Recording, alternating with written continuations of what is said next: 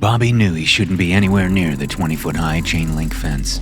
He knew it because his mother had told him time and time again that going near the fence was the quickest way to a horrible end. Bobby wasn't exactly sure what a horrible end was. He was only 8, soon to be 9, and would be starting 4th grade when the summer was over. So a horrible end wasn't something that stuck around in his playing for hours summer brain. He did know that it didn't sound good. Neither horrible nor end were considered good words to a soon-to-be 9-year-old. But if he was going to be like his dad, then he'd have to. "Hey, buddy, how are you this fine summer morning?" The voice startled Bobby, and he nearly fell off his bike, even though he was stopped and had both feet on the ground. "Over here, buddy. No, keep looking. Keep looking. Hi there." Bobby gasped at the sight. There one was, behind 3 layers of chain-link fencing, with a ditch between each layer and a crown of razor wire on top. It was why he'd ridden his bike out to the fence, to see one of them, but he never imagined it would look so awful. "Come a little closer, buddy." Bobby shook his head no. Don't be shy. I don't bite." Bobby still shook his head no. "Well, drat. I was hoping to have a nice little snack before lunch. But oh well, you win some, you lose some, right, buddy?" Bobby wanted to reply. If he'd been brave enough to ride his bike the 3 miles outside of town to see the place, then he was brave enough to talk to the thing. But the words were caught in his throat. Actually, they never made it to his throat and were caught in his brain. His thoughts were swirling and swirling, a tornado of anxiety and fear wrapped in curiosity and determination. "Listen, buddy, I may look like something awful, but I can assure you that I have nothing but the best intentions in mind." "You just said you wanted a snack," Bobby said, surprising himself. "Am I the snack?" The clown extricated itself from behind the toppled dumpster, from where it had been peeking out. The thing was tall, way taller than Bobby's dad, who was over 6 feet. And it was skinny, so skinny that Bobby wasn't sure there was a body inside the soiled and stained clown suit. White pancake makeup clung to the clown's skin like lichen on a rotted log. Its lips were once painted red, but from what Bobby could see, they didn't need help anymore. Blood seemed to plump up the lips and turn the skin a dark crimson bordering on purple. The eyes were nothing but black coals stuck deep inside shadowed holes. Then there was the nose, bulbous, red, throbbing. It pulsed like a heartbeat, except a heartbeat had rhythm. The way the nose pulsed was like it was trying to catch its breath from an asthma attack. It heaved and stuttered and throbbed and then hung there, a dark appendage attached by veins and leprous skin. "Listen, buddy, don't believe everything you hear," the clown said as it loped closer to the fence's inner layer. "Not everyone is a fan of clowns. Some folks downright hate us. Hate us. Can you believe it? Who could hate such a fun bundle of joy?" The clown's outfit had holes in places that Bobby realized he shouldn't be looking at. A gloved hand, coated in something brown and yellow, reached into one of those holes and pulled out a long, pink rope. Before Bobby's eyes, the clown proceeded to twist and turn that rope into shape after shape after shape until it finally settled on. "Voila!" the clown said, still moving closer to the fence. "How do you like this? I call it Pucker Up, Buttercup. Fun, right?" What is it?" Bobby asked, unable to help himself. "Do you mean what does it represent? Or what is it made from?" The clown responded. "What is it supposed to be?" "A butthole, obviously," the clown announced. "And as a bonus, I'll tell you what it's made of." The clown stopped and leaned forward until it looked like he'd fall flat on his face if he even moved another fraction of an inch. He held his hand around his mouth like he was going to tell a secret, then yelled, "My own intestines! You make do with what you got, right, buddy?" Bobby screamed as the clown threw the twisted knot of guts at the fence. He whipped his bike around and pedaled as fast as he could, putting feet, yards, and then a mile between himself and the horror show that wanted him as a snack. Back at the fence, standing with his face pressed into the links, causing parts of his features to bulge and warp out through the openings, The clown sighed. Kids just don't know how to have fun these days, the clown said. Then he pushed off from the fence and shouted, "None of you fucking cocksuckers know how to have fun." Then it chuckled. "But you'll learn."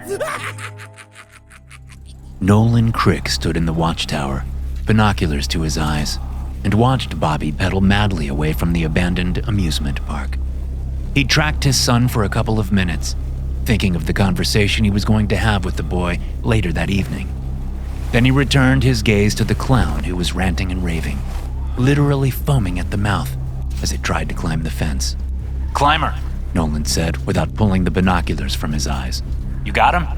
"I got him, sir," came the sniper's reply. There was a very loud bark, and then Nolan watched as the clown's head exploded into a bloody mist from the .50 caliber round that the sniper sent. Well, that wasn't quite true. The clown's head did explode, but it wasn't bloody mist that filled the air. It was bloody confetti. Nolan tracked the gruesome bits and pieces until they floated their way into the tall grass and were lost from sight. "Log it," Nolan said, and finally took the binoculars away from his eyes. He let them fall to his chest, held in place by the strap around his neck, and rubbed at his eyes.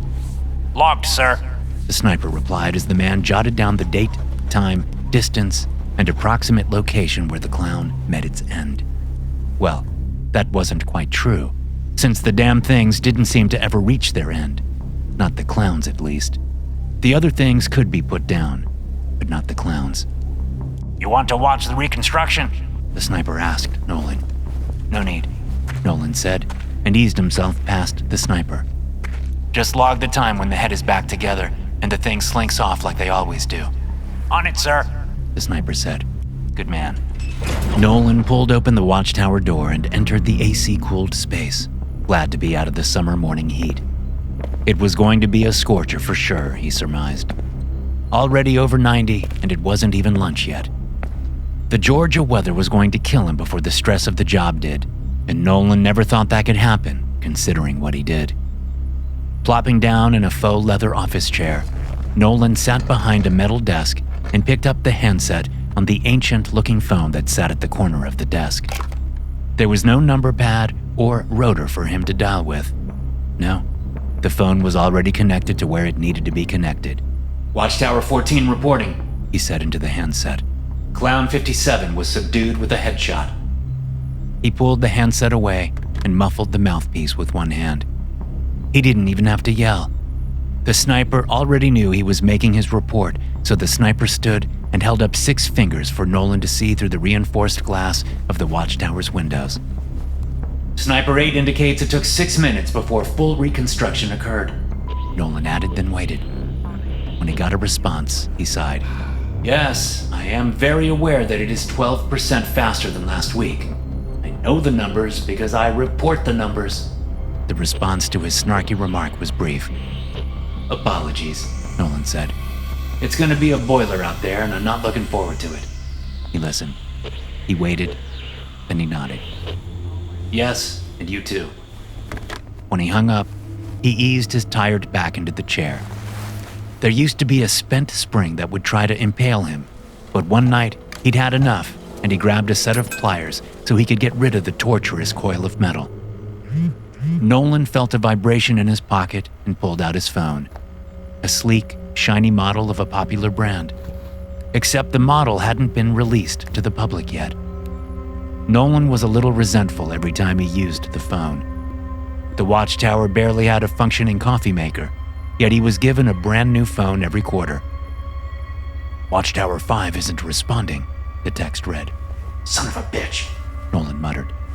As managing security supervisor for the Southeast region, Nolan technically should have been in an office at headquarters, safely separated from the park by a good 15 miles. But that wasn't how Nolan operated. His job was to make sure that the things that lived inside the old amusement park's fence did not get out of said fence. To do that, he needed to watch the sons of bitches and learn their patterns. The other region's security supervisors laughed at him. They said he was a glutton for punishment, working up in a watchtower when he could be sitting pretty in a spacious office with an espresso machine and catered lunch. Nolan didn't give a fuck what the other 6 security supervisors did in their respective regions. That was their problem. But in the Southeast region, Nolan wasn't taking any chances. He'd watched Atlanta fall when the things took over Six Flags. He watched Orlando burn to the ground when the sons of bitches breached the many parks' perimeters. When the president ordered a tactical nuke be deployed, Nolan had been on the phone directing the attack just before his chopper took off and raced away from the soon-to-be radioactive crater. For Nolan, this was like a last stand. A small amusement park just outside the Georgia town of Sparta. He couldn't think of a more fitting locale to hold the line than outside a place called Sparta. The historical irony wasn't lost on him. At times, it did feel like he was fighting an unstoppable war machine like the Persians threw at the small band of Spartan soldiers thousands of years earlier. The phone's weight seemed to double and triple in Nolan's hand as the seconds ticked by before he responded. "If they don't report soon, send Fire Team 1, he texted back. Hey, boss. Sniper 8 said as he cracked the door and stuck his head in. You'll want to see this. Nolan stood up and ignored how his knees cracked. Up and down watchtower stairs for the past 5 years hadn't been kind to his legs. He tucked his phone into his pocket and followed the sniper back out onto the watchtower walkway. What am I looking at? Nolan asked. Section 31. The sniper said and handed his rifle over to Nolan. You'll want the scope. Nolan took the weapon and put the butt to his shoulder so he could sight through the scope at Section 31 of the fence system. Got it, Nolan said. Okay, now look past the pile of bumper cars. Do you see it? Nolan almost said no, then he caught sight of a shift in the dirt. Just a slight bit of movement that should have been blocked by the pile of bumper cars, except it looked like one of the cars had shifted and tumbled loose from the jumble, freeing up the view. His eyes locked onto the spot. Nolan waited for the shift to happen again. When it did, and much stronger the second time, Nolan sighed and handed the rifle back to the sniper. Good catch, Sniper 8. What's the plan, sir? Keep your eyes on it. Nolan rubbed his face. I'll put in the report and we'll go from there. The sniper watched Nolan for a second, the expression on his face speaking his thoughts loud and clear without a single word. I know, Nolan said. Watch and wait will be the response. No one wants an Orlando again. Or an Anaheim, Sniper 8 said. Or a Vegas. I know the stakes, Sniper 8, Nolan said. Keep your post and let me know if anything changes. Yes, sir. Nolan returned to the cool inside of the watchtower and hurried over to the phone. He picked it up once more and waited. They're digging, Nolan reported as soon as a voice answered. The sons of bitches are digging. He waited. He listened. He bit the inside of his cheek to keep from screaming when he got the answer to watch and wait. Understood, Nolan said, and was about to hang up when the voice barked something at him. I'm sorry, what was that? He listened some more, and his face began to turn purple with rage. What do you mean they can't dig? What fucking egghead decided that? The voice on the other end grew in intensity, and Nolan felt his blood begin to really boil. Yes, I understand the chain of command, but this is my region, Nolan barked. If I feel a response is warranted before I get authorization, then I will execute that response. Nolan pulled the phone away from his ear as the voice went ballistic, shouting orders and expletives at a rate that almost made him melancholy for his basic training days. It brought up images of the sergeant screaming in his and his fellow soldiers' faces, trying to break them down so the military could build them back up. But that was a long time ago. That was before the parks lost their amusement and became portals to hell. Not that any of the thousands of scientists would admit such a thing. No. There had to be an explanation for why clowns became cannibals and hunted for human flesh, or why the Midway barkers turned into ghouls who wandered the abandoned parks, waiting for a victim they could tear apart with their bare hands, leaving only strips of flesh and fragments of bone behind. They didn't even eat their victims, only tore them to shreds. And Nolan didn't even want to think about the ticket takers, the ride attendants, the food vendors, or the maintenance crews. Roving, raving mad bands of murderous freaks, all hell-bent on killing anything and everything in their paths. Some days, Nolan wanted to say fuck it and call in a nuke strike just so it'd all be over with. But the picture of his son Bobby would pop into his head, and he knew he needed to keep fighting for a future where Bobby didn't have to fear a puff of cotton candy or a bag of kettle corn or a mushroom cloud of nuclear death. When the screaming and shouting on the other end of the phone died away, Nolan put the earpiece back to his ear and said, If they breach the first fence line, then I'm doing what needs to be done. He hung up. When the phone rang, Nolan ignored it. He went back outside, closing the door on the ringing phone and the imbecilic bureaucracy at the other end of the line. Anything? Nolan asked Sniper 8. Same, sir. Sniper 8 said. But I'm keeping my eye on it. Good man, Nolan said, and patted the sniper on the shoulder. Hold the watchtower for me, will you? I'm going to watchtower 5. Problem, sir? Sniper 8 asked, without moving his eye from the rifle's scope. I'm hoping not, Nolan said, and didn't elaborate. He worked his way around the narrow walkway until he reached the stairs. After descending 6 stories worth of stairs, he stepped into the short grass that spread out in every direction from the watchtower. There used to be southern pines covering the area, but those had been cleared away for a clear line of sight around each watchtower. Other security forces at other parks had learned the hard way why that was important. Nolan brought his phone to his ear as he walked toward a dirt track where 2 jeeps were parked. Hey, do you have eyes on watchtower 5? Nolan asked the second the call was answered. I'm over at watchtower 8. Walt Newman, Nolan's second-in-command, said. But I've got Sniper 13 with me. If anyone can spot trouble, he can. I'll have him scope it out. Do that, Nolan said as he reached the jeep. He hopped into the driver's seat and folded down the sun visor. A set of keys fell into his lap. I'm heading there now, just in case. Call me if you see anything. Will do, boss, Walt replied. Hey, hold on. What? Which sniper do you have over there? 8? Why? Has he noticed anything weird? Like how? With the dirt, inside the fence. Is it moving? Nolan's previously boiling blood went suddenly cold. You're seeing it too? He asked as he started up the jeep. They're digging, aren't they? I called it in and guess what? You were told that these freaks can't dig? You got it on the first try. Fuck! We're ignoring the brass, right? Yes, we are. Do me a favor and call the other watchtowers to see if they've noticed the same thing. Will do, boss. Let me know what you find at 5. You got it. Nolan hung up and cranked the wheel, turning the jeep completely around so he could race toward watchtower 5. Bobby knew his dad probably saw him by the fence. His dad saw everything that happened in and around Sparta, especially everything at the park. But Bobby wasn't concerned. His dad always told him he had to learn to be brave, to be tougher than the next guy, to never back down from a challenge, and to always kick fear right in the ass.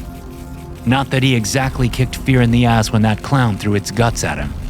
No, he'd rode off screaming, and he felt the shame of that retreat down in his bones.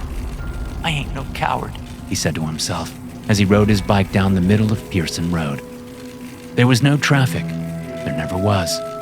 Sparta had been evacuated right after the parks started going bad.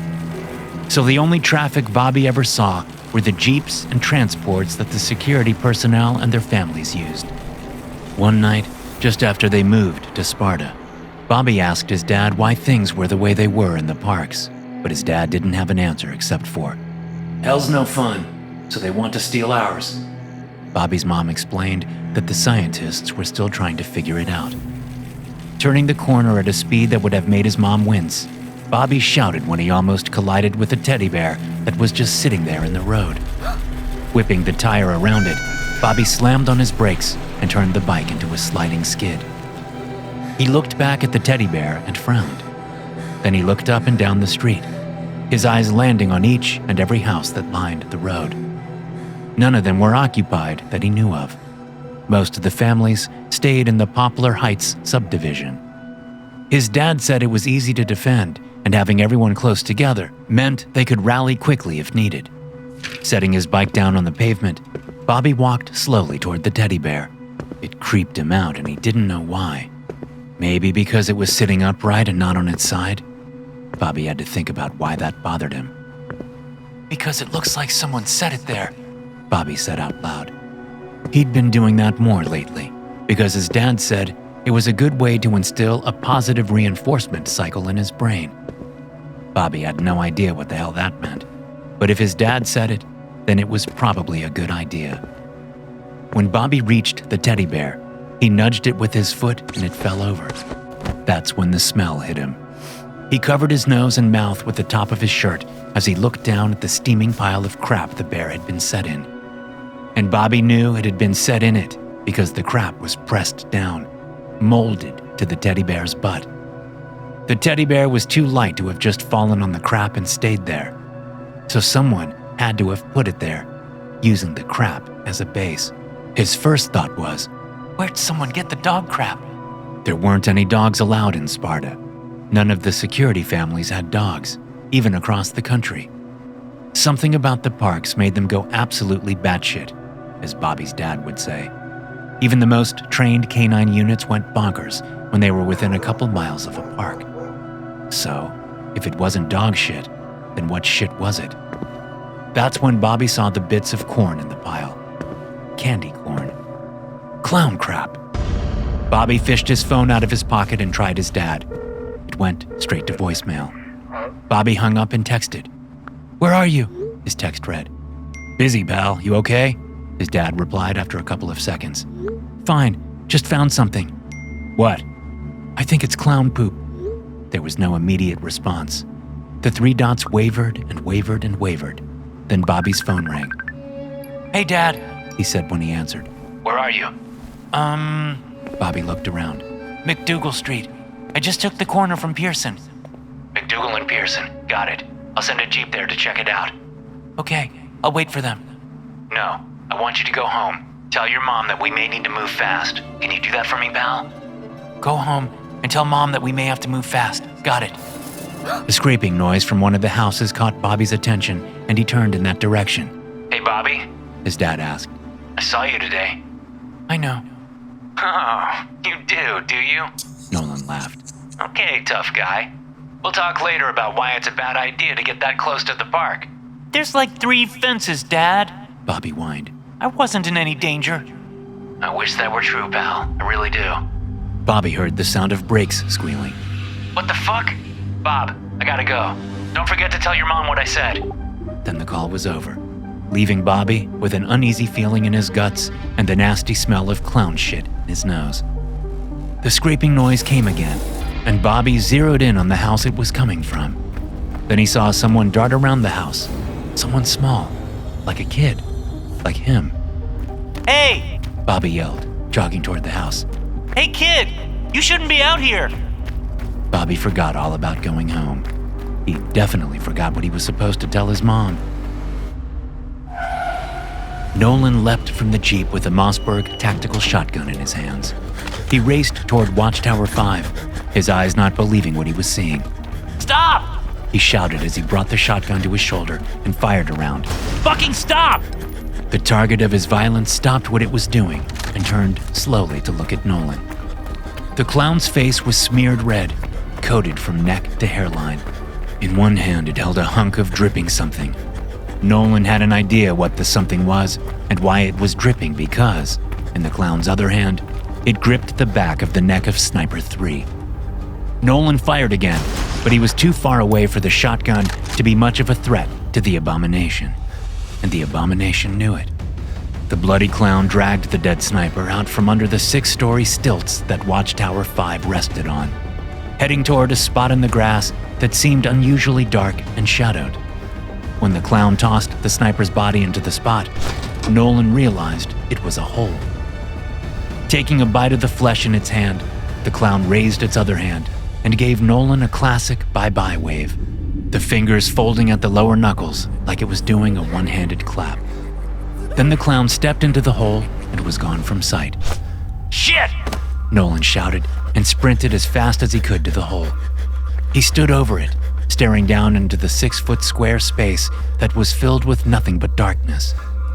Then he felt something drip onto the back of his neck and he jumped, spinning around, his shotgun up and rotating back and forth.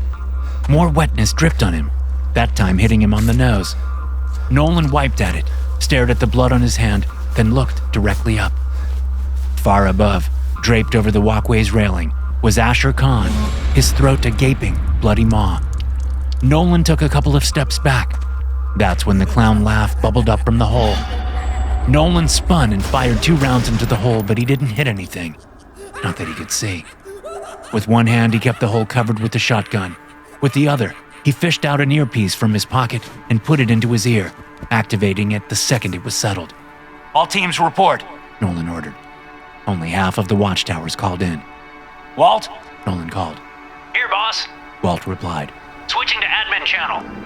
Nolan heard the click and then said, Call everyone. We need every last security specialist and sniper at the watchtowers now. The fuckers aren't digging. They've already dug. They've breached the fucking fence and they're picking us off at the watchtowers. Fuck me. You sure? Walt asked. Yes. Nolan said as he raced back to the Jeep and swung open the tailgate. He flipped open a case and extracted 4 grenades. We need to lock things down now. If you see a hole, frag it and close it the fuck up. Pass that on. Copy that. Walt said. What about the homes? I'll call my wife now. Nolan said as he jogged back to the hole. He stared down into it. Good luck, Walt. I'll head your way in a few minutes. Gonna check something out. You're not telling me you're going in one of the holes? Just gonna have a peek. Nolan? I'll be careful. Call your wife first. Right, thanks. Nolan killed the call and stared down into the hole. Then he pulled his phone out and dialed his wife. Everything okay? Maddie asked when she answered on the first ring. I don't know, Nolan answered. but to be safe, I need you to put out the word that the neighborhood is on lockdown as of right now. Jesus, Nolan, did the things get out?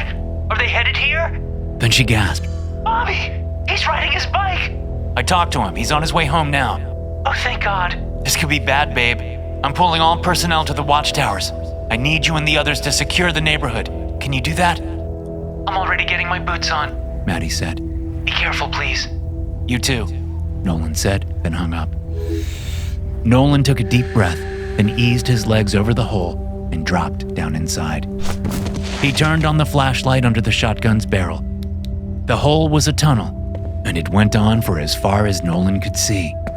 Yet, even in the darkness, Nolan could see the blood trail the clown left behind from dragging Sniper 3's body. As he followed the bloody trail, Nolan thought of his family.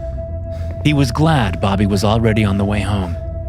The boy should have been pulling into their driveway any second. When Bobby ran around the house and came into the overgrown backyard, he caught a glimpse of the kid again. Hey! Bobby shouted and took off after whoever it was. You need to go home! The kid was short, shorter than Bobby was, so he or she had to be around 5 or 6. No way they could be 8 going on 9 like Bobby. Stop! Bobby shouted as he hurried through the tall grass until he came to a warped and rotted fence.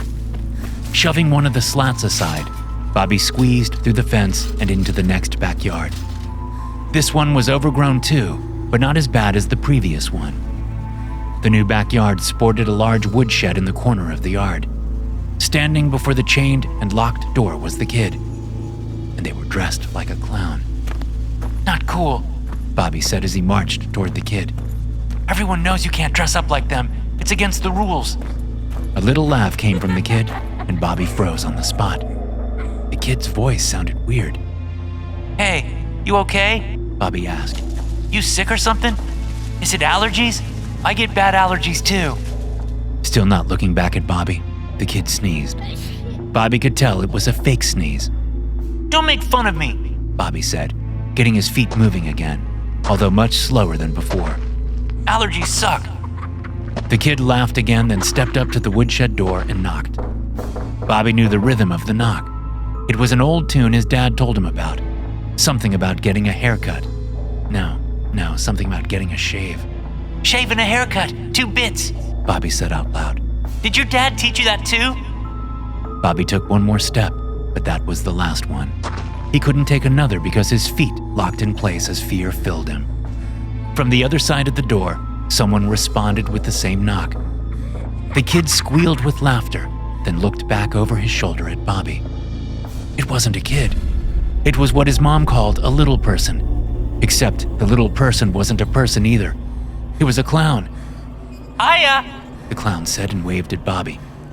Bobby felt warmth between his legs and realized he'd pissed himself. Then the little clown reached out and picked up an axe that was resting next to the woodshed's chained door. Shaving a haircut, The clown said, bringing the axe high up over its head. 2 fucking bits. He brought the axe down and the chain split in half. Bobby wished he could piss himself again as the woodshed door slowly swung open. The sounds of wet, smacking lips and gnashing teeth almost made Nolan gag. It got louder with each step. Then his flashlight caught sight of the abomination as it fed on Sniper 3. Motherfucker! Nolan snarled and took aim. They're gonna eat your mother!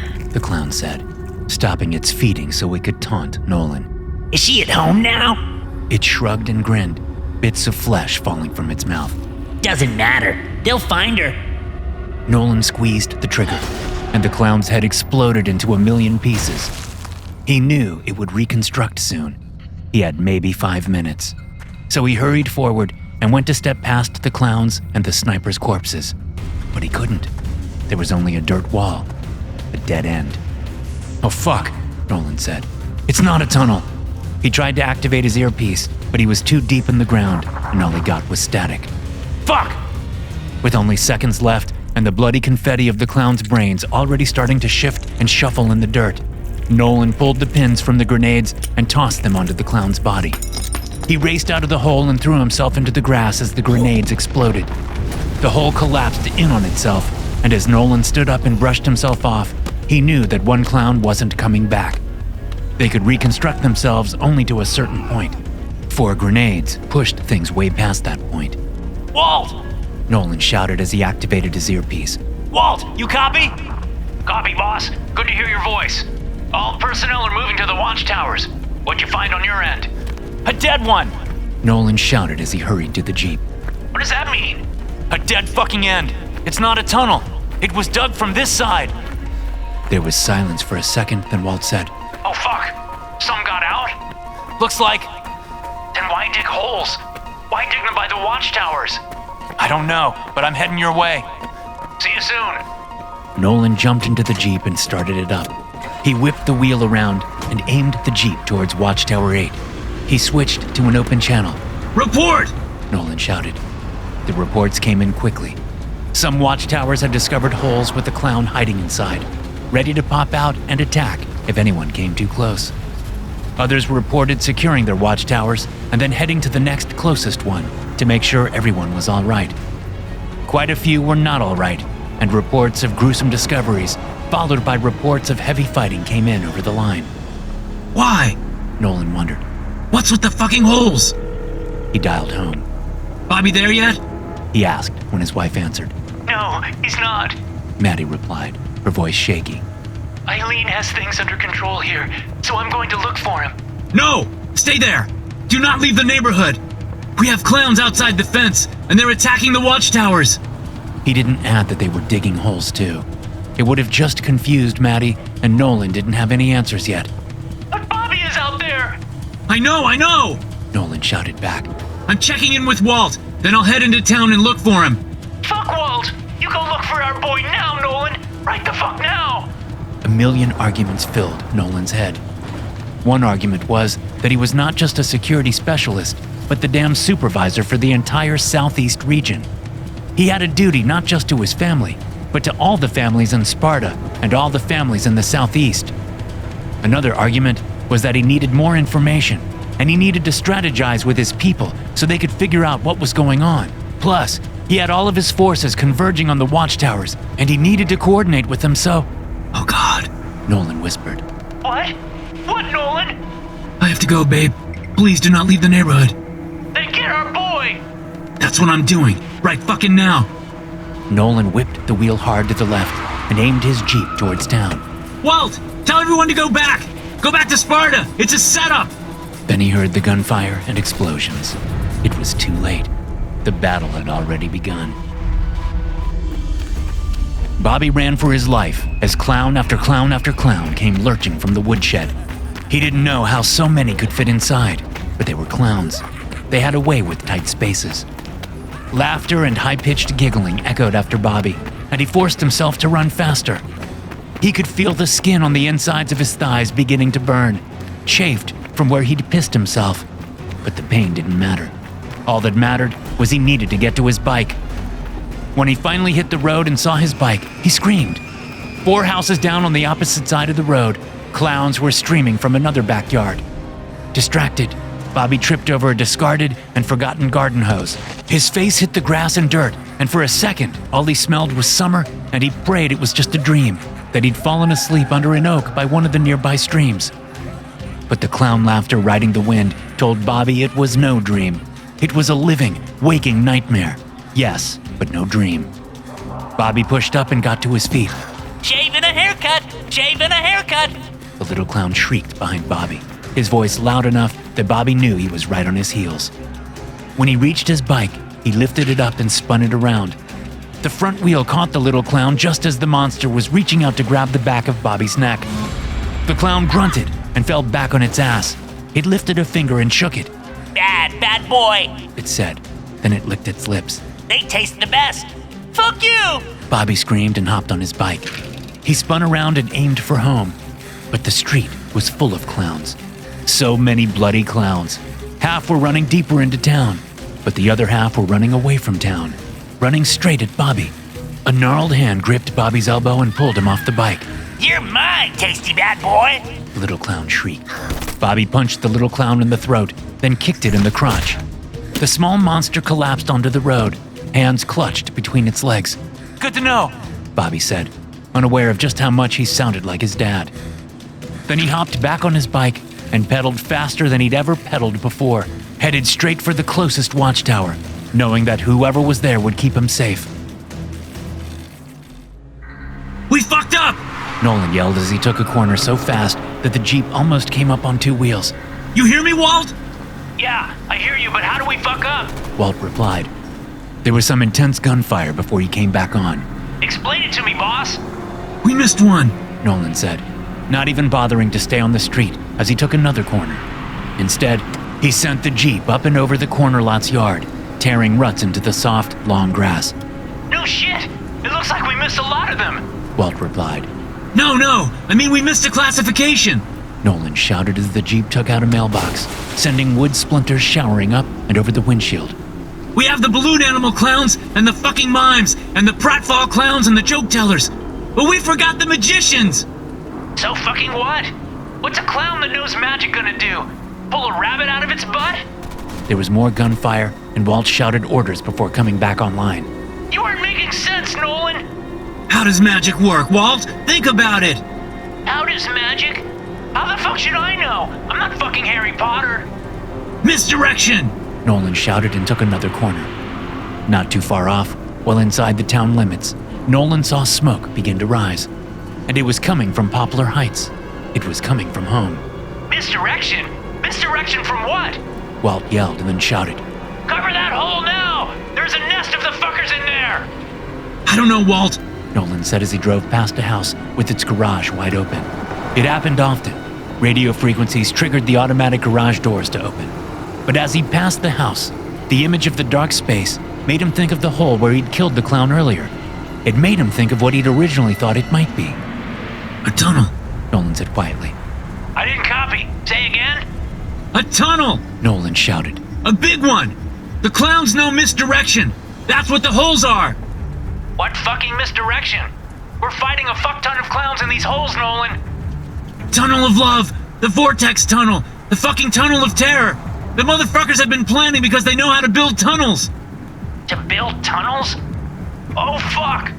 Yeah, oh fuck. Send everyone back that you can. They dug a bunch of motherfucking huge tunnels. They're already inside the town.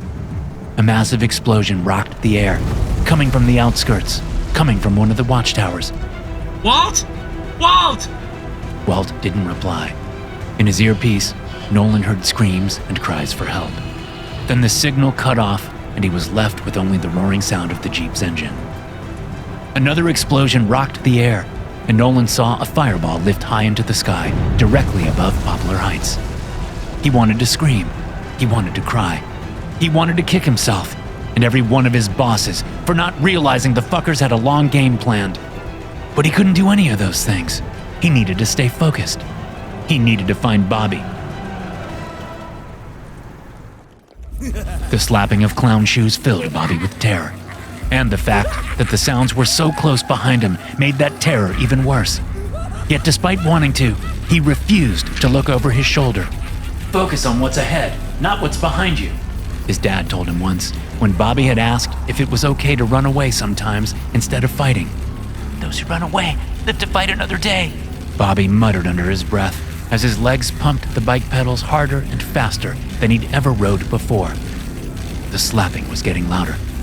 I can make it, I can make it, Bobby said and hopped the curb, riding his bike over the grass of a corner lot, saving him a second or two.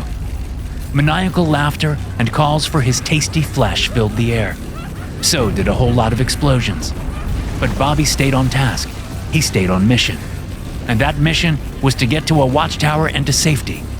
Although, some of the explosions seemed to be coming from outside the town, and Bobby had to wonder just how safe the watchtowers were. He hit the pavement and pedaled faster. The clowns called for him, and they were so close Bobby expected the next few shouts to be breathing right on his neck. Another corner came up, and Bobby did the same thing as before. He hopped the curb, cut the corner, and raced onto the next road. Then he saw it. A Jeep was speeding toward him from about 6 blocks down. Bobby knew that Jeep. It was his dad! When Nolan saw his son come flying around the corner, his bike nearly slipping in the lot's grass, the tears he'd been holding back almost spilled over. But he kept it in check and mashed his foot down on the accelerator. He'd found his son. But Nolan wasn't the only one who had found Bobby. The tears did spill over, and Nolan screamed at the top of his lungs as he saw dozens upon dozens of clowns only feet from his boy's rear tire.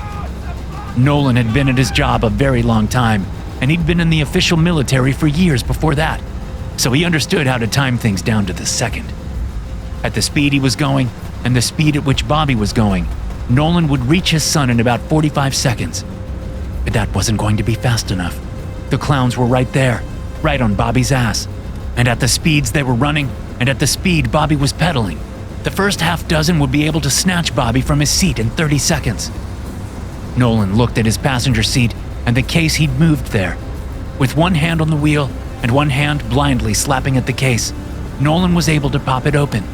He reached in and plucked out 2 grenades, holding tight as their bulk threatened to slip from his grip. With his teeth, he pulled the pins, then threw the grenades back into the case with the others. Then he aimed straight for his son. Bobby screamed for his dad. He screamed for his mom. He just screamed and screamed as the Jeep came straight for him. Then he screamed because he felt the tips of clown fingers brush the back of his head right before a squishy, sweaty hand grabbed his neck and yanked him from his bike. As he flew backward, he caught sight of his dad's face behind the Jeep's windshield. He was screaming too. Bobby cried out for his dad, his arms reaching. Then he was on the ground on his back, surrounded by hungry clown faces. Drool dripped from their lips, and as they reached for him, hunger twisting their horrific features into something even more horrific, Bobby heard the Jeep's engine rev, and he saw half the circle of clowns crumple under the vehicle's bumper. And the last thing Bobby thought before it all went boom was, shave and a haircut, fuck you! Just like his dad would have thought. Thanks for listening. If you enjoy these stories, be sure to subscribe to the podcast and check out some more of my episodes here.